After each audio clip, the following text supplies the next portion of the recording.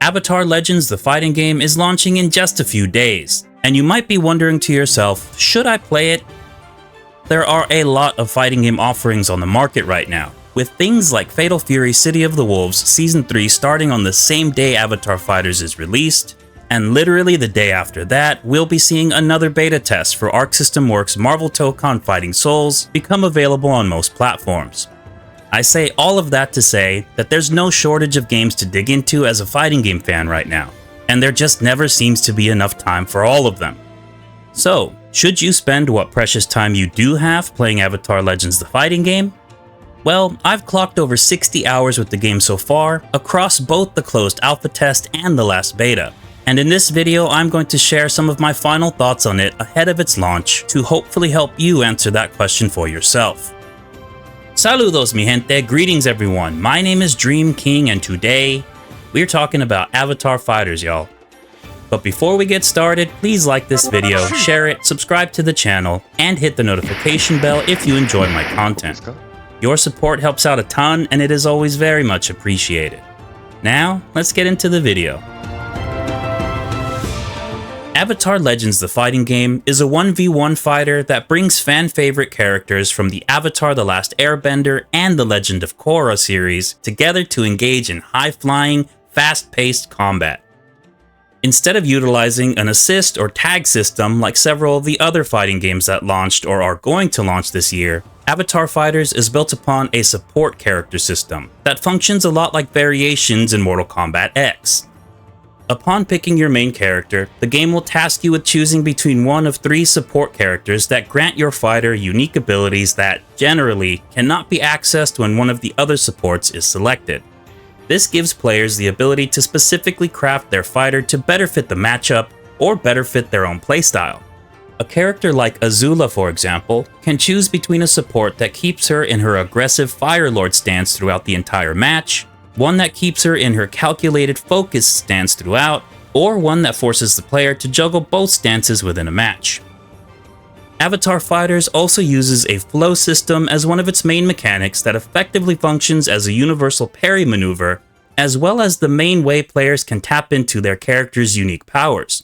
Toph can summon rock pillars and go into her armored stance with flow, Aang taps into his airbending for various attacks, etc. This game is incredibly fun to play. It's one of those fighting games where hours fly by when you're playing matches and you just want to keep running games. For me, it reminds me of Ultra Street Fighter 4 or Killer Instinct in that regard. During the 2 tests, I jumped online to give some online opponents a what for, and both times after thinking I had just played a few sets, it turned out like 2 hours had gone by, and both times I just wanted to keep playing more. And that's a testament to how good a fighting game is in my opinion.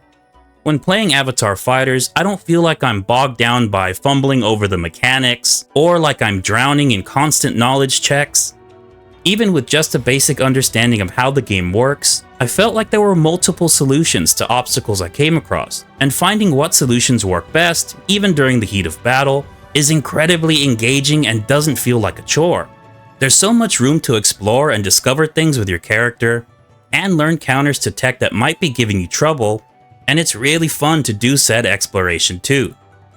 And while I feel like I had a decent grasp on most of the main mechanics in the game, there's still quite a bit more myself and the community as a whole needs to get familiar with and dig deeper into. I'm very curious to see what this game will look like at the highest level after about 6 months of being released. I think it's gonna be sweaty as all hell.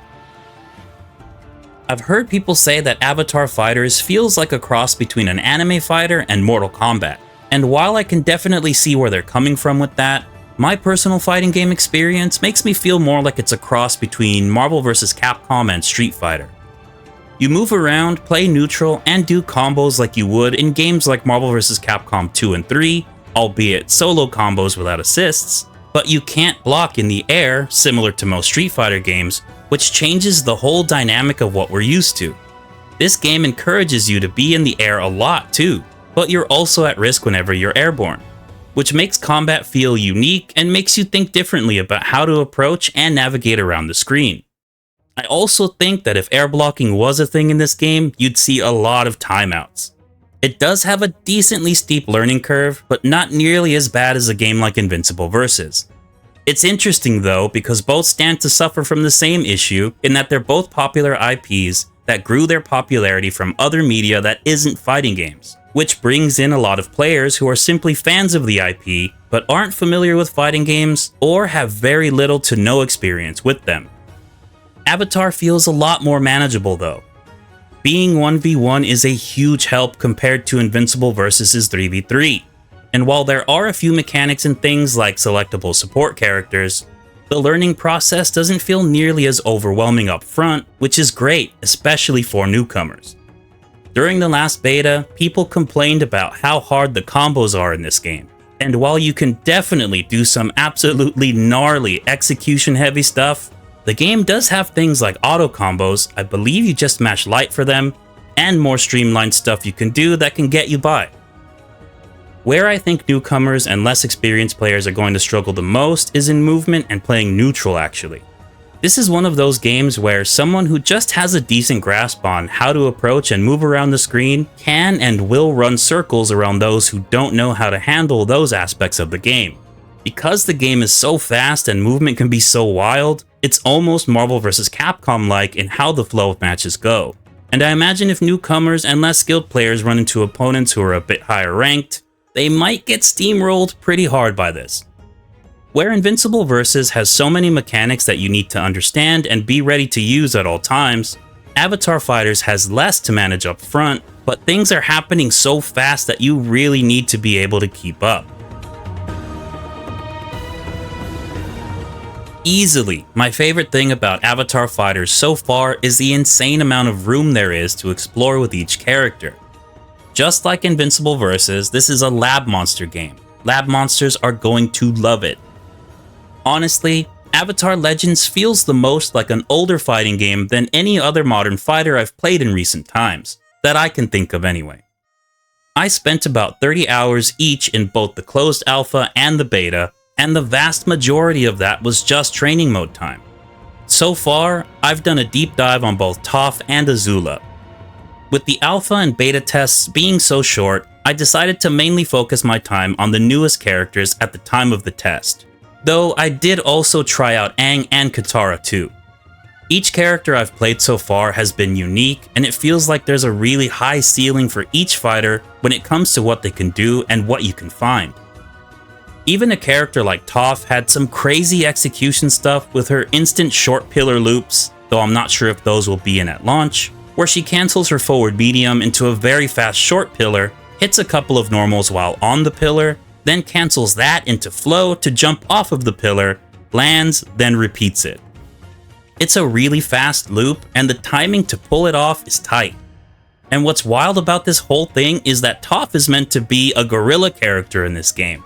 She has armor on several of her moves and hits hard, which means she's encouraged to turn her brain off and throw out big attacks to plow through whatever the opponent might have going on. Full screen armored tackle to skip any and all neutral? Yeah, let it rip. But then you turn around and you see that she has these insane combo loops that require really tight execution. It's nuts. Some of the other characters look like they have some insane stuff too, like Zahir, who can basically call in his own assists to help him fight, and he can fly. As far as the support characters go, they work well here in my opinion.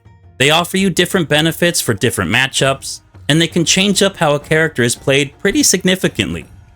For a smaller fighting game like this one, having these variations also makes it feel like the launch roster is a bit more robust than it actually is, which is a smart choice as there are only 12 characters at launch. Some people might feel like having variations limits each character by locking some of the things they can do behind a certain support character, but I feel like the base fighters can do plenty outside of these variations, so it didn't really feel all that limiting to me.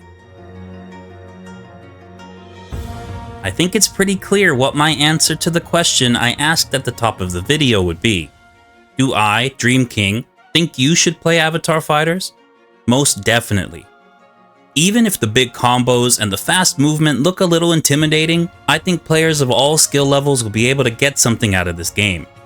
And should they stick with it, we'll find a lot of fun exploring what each character has to offer. Also, it's a $30 game, so not a big asking price for a ticket to ride. And I should note here that this isn't some paid advertisement or something for this game. I'm just really excited to play this game, man. It's been one of the most fun experiences I've had with a fighting game in the last year, so I'm glad to see it finally launching.